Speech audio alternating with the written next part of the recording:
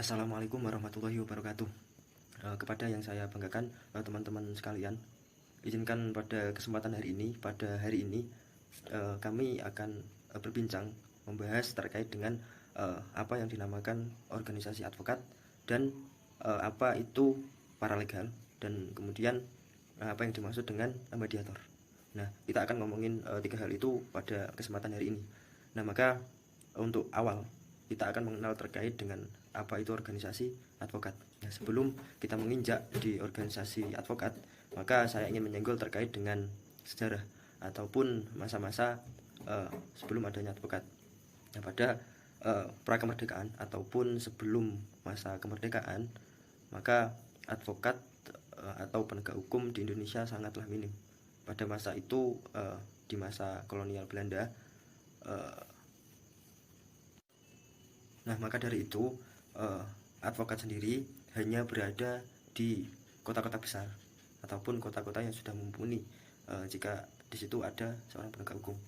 Nah, untuk masyarakat pribumi sendiri, mereka cenderung untuk kemudian ikut di organisasi advokat, organisasi yang dinamakan Bali Fund Advocation. Nah, maka itu adalah organisasi yang kemudian mengakibatkan munculnya pokrol-pokrol bambu pemberian jasa hukum di sebuah pengadilan.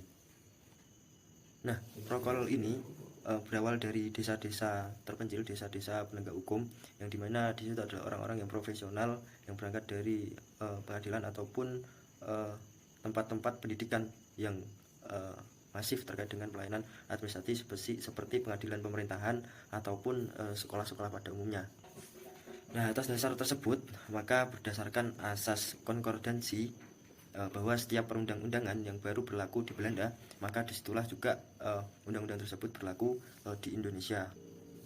Termasuk juga yang membahas terkait dengan kehakiman maupun dengan kebijaksanaan di dalam suatu pengadilan ataupun penegak hukum. Nah, itu adalah sebuah kondisi ataupun sejarah di masa pra kemerdekaan. Nah, maka setelah itu kita membahas terkait dengan pasca kemerdekaan.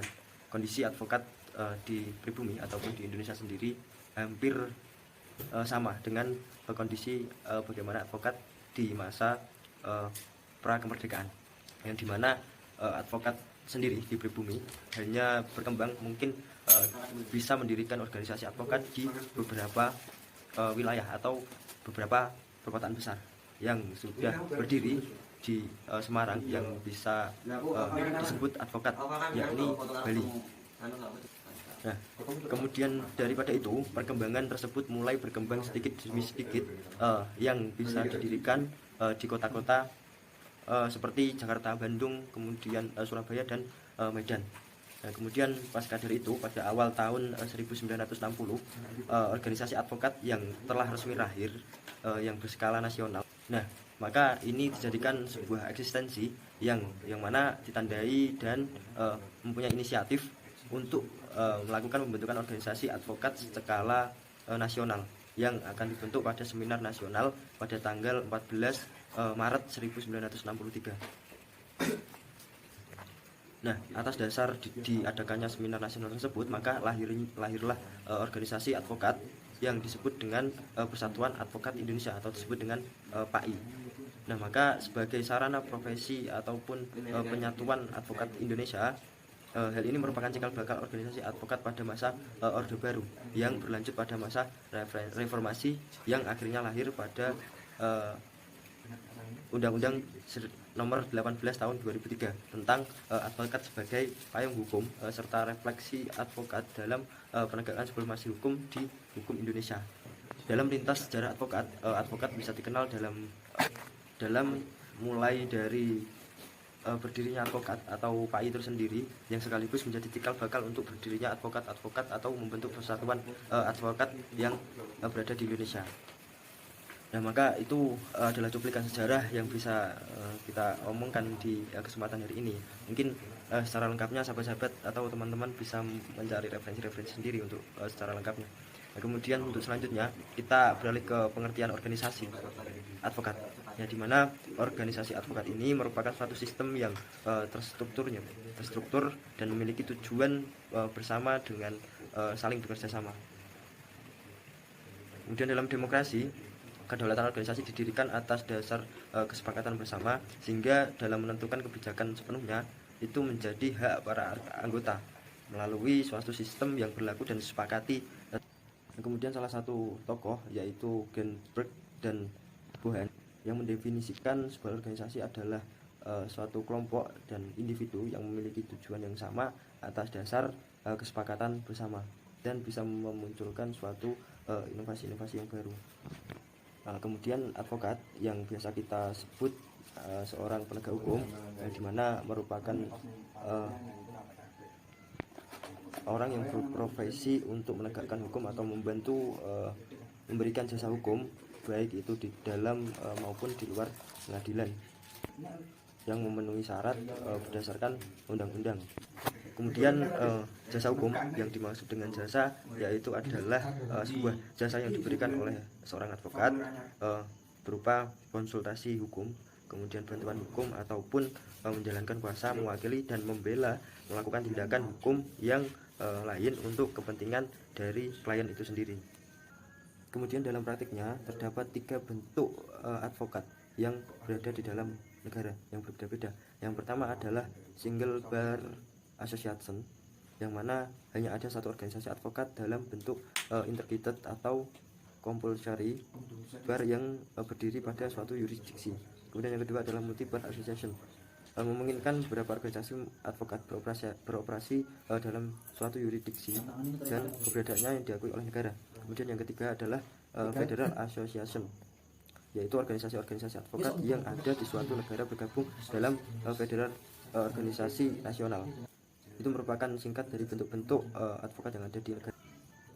Kemudian setelah itu untuk peran dan fungsi organisasi advokat, bagaimana advokat sebagai penegak hukum menjalankan peran dan fungsinya secara mandiri untuk mewakili kepentingan masyarakat ataupun klien, dan tidak terpengaruh oleh kekuasaan negara ataupun bisa disebutkan sebagai yudikatif atau eksekutif.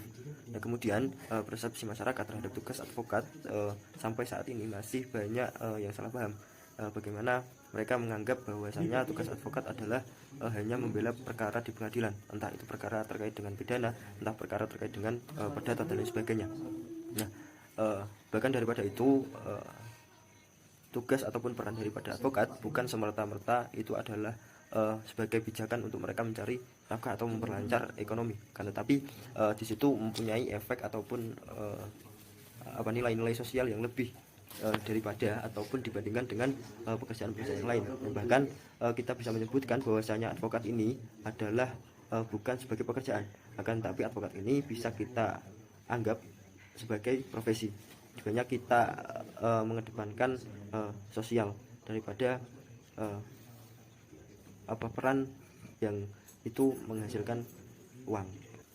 Maka dari itu sebagai advokat ataupun tugas daripada advokat tidak kemudian diikat ataupun tidak terikat di dalam negara, karena ia bukan seorang pejabat negara dan lain sebagainya.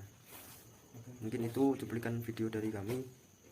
Assalamualaikum warahmatullahi wabarakatuh. Perkenalkan, nama saya Ibnu Hidayat, NIM 3301191178. Saya di sini akan menjelaskan materi tentang paralegal.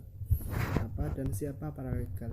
Paralegal adalah seorang yang mempunyai keterampilan hukum, namun ia bukan seorang pengacara yang profesional dan bekerja di bawah bimbingan seorang pengacara atau yang dinilai mempunyai kemampuan hukum untuk menggunakan keterampilannya.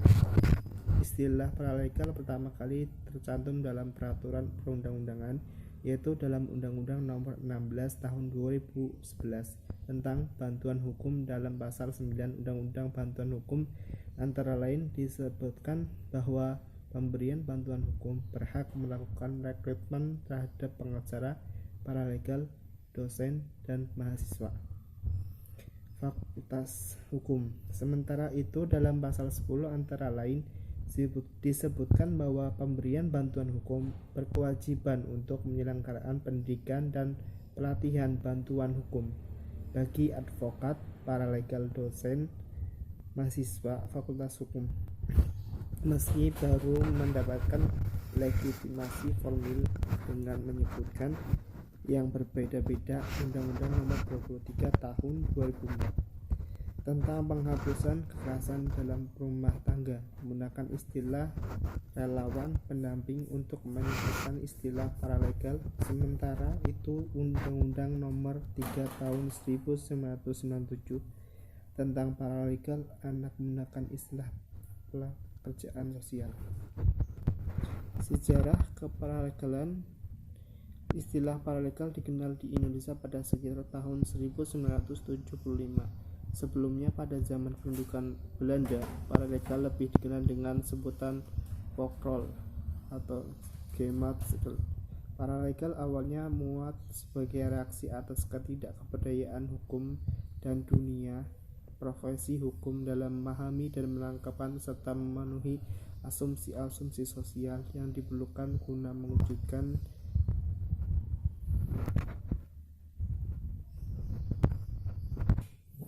mewujudkan hak masyarakat miskin yang secara jelas dilakukan oleh hukum.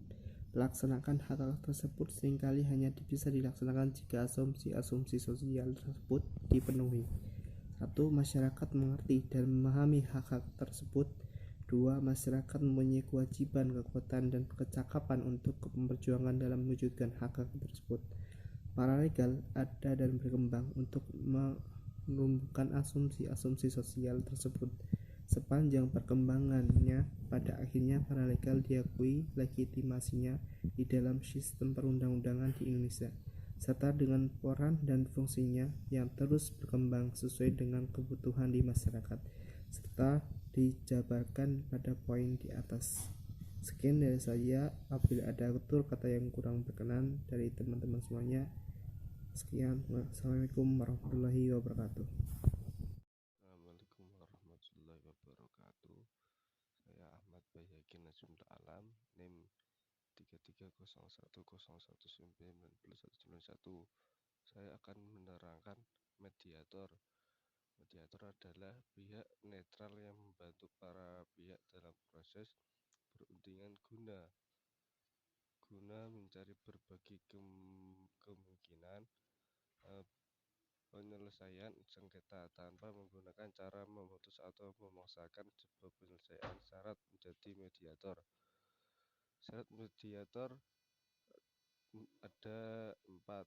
Hakim yang bukan pemeriksa perkara para pengadilan yang bersangkutan, advokat atau akademisi hukum, profesi bukan hukum yang dianggap oleh para pihak, hakim majelis pemeriksa perkara.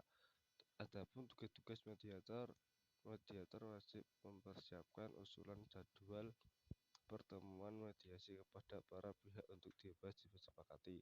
Mediator wajib mendorong para pihak untuk secara langsung berperan dalam proses mediasi. Terima kasih.